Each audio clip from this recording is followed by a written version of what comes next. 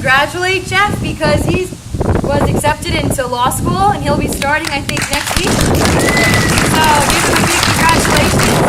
Obviously, he's made at least a balance that is changing the world. So thank you again, Jeff. Next, we'll be hearing from Millie to talk about her personal experience. Hi, my name is Millie Seliga, and I live in Bucks County, Pennsylvania. And I want to say to you first that I used to be one of the people that thought the criminal justice system, the judicial system worked for everybody, and people wouldn't get convicted unless they were guilty. I became personally exposed to the judicial system through my son being accused wrongly of armed robbery, crime spree. So after witnessing what happened to my son, during the course of that, I reached out to some people in the political system, in the local government, and I started to become active in that. So therefore, I was asked to run for supervisor in a local township, and I thought, yeah, that would be good for me. I could make a positive difference on a local level. So I got involved with the Democrats in Warrington, and I ran for office. And during that time of running, I actually got invited to some different events. I got to rub shoulders with some people that were running for judgeships and that type of thing, as well as running for Senate, Steve Sanacero. Since that time, I've got to meet some other people. But the thing that I want to say is that until people that are unaffected become outraged by what happens to people in the judicial system, things don't change. So what I did was I got active, and with my son's wrongful conviction, I started thinking of ways of how I could help him. So I basically reached out, and one of the things that I would say to you, how we get change is through changes in laws. So what I thought about is saying today is to you, when you either get involved in local government, get involved, run for a school board or run for a supervisor or whatever, but if not, become educated. Learn about the people that are running for offices. Find out as much as you can about them and see what their platform is and where they stand on things, because we do need judicial reform. And two of the things that need to happen is we need for prosecutors to be accountable. They have the most power in the courtroom, and they need to be accountable. Right now, they have zero accountability.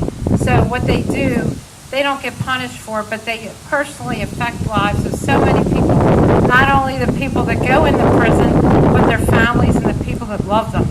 So we have to stand together. And I have went out and I've met with the senator who is chairman of the Senate Judiciary Committee. His name is Stuart Greenleaf.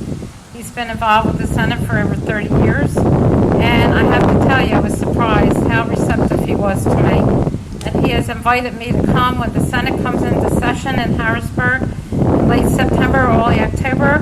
They're going to be voting on a bill. It's called Senate Bill 976. And it has a lot to do with what Jeffrey was talking about in terms of when people are initially charged. It would indicate with that Senate bill, which I want to see passed, which is a first step toward criminal justice reform in our state, it would require videotaping of any suspect by the police. Not an option, a requirement. The township that I work for, I'm the liaison with the police department, and we're running in the front in terms of the police wearing body-worn cameras. We've had a lot of problems with drugs in this state.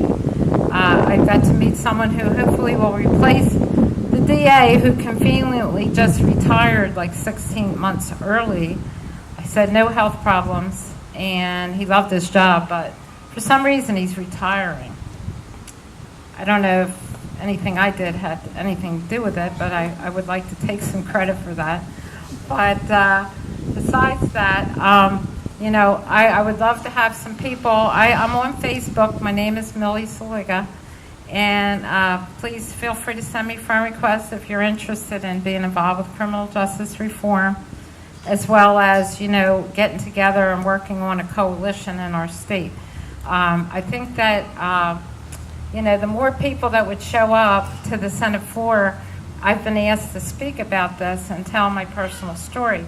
My son was wrongfully convicted, and there was no physical evidence. When I heard Jeffrey talking, it was like deja vu, because it was a lot of the same things that happened in my son's case. When he was taken in and arrested, they had arrested someone else first who, basically pointed the finger at my son.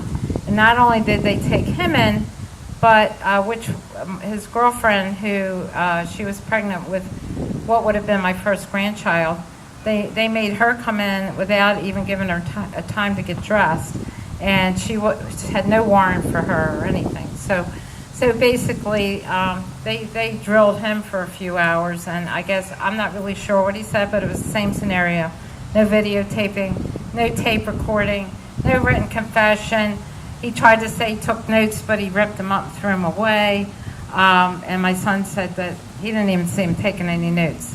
There was a lot of misconduct by the prosecutor, and there was 2 co-defendants, and he basically was convicted on the 2 guilty co-defendants because they were cutting deals, and they didn't disclose the deal with the one who is still fighting his sentence.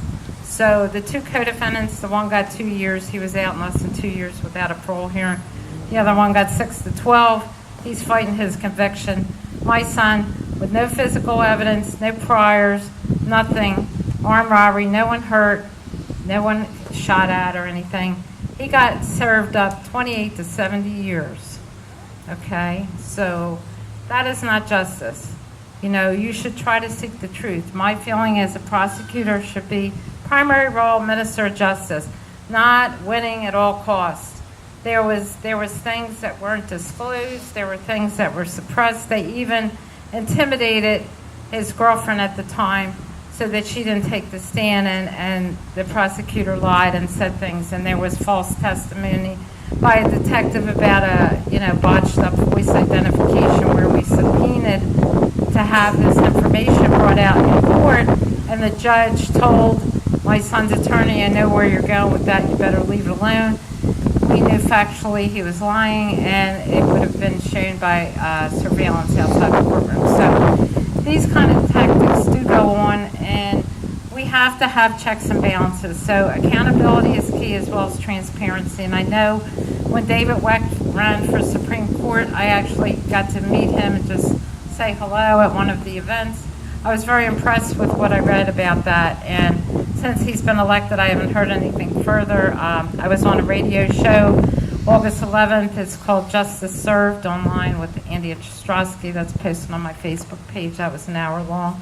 I'm not going to talk too much longer, but I just want to let you all know that this happens everywhere, all over the country. Being on Facebook, I've made a lot of connections, and Jeffrey was one of them. And I have people that I've heard horror stories in Pennsylvania and other areas, civil issues with foreclosures, CPS issues, divorce issues. There's all kind of issues, and there has to be some conformity, and we need to hold the judicial system accountable to us.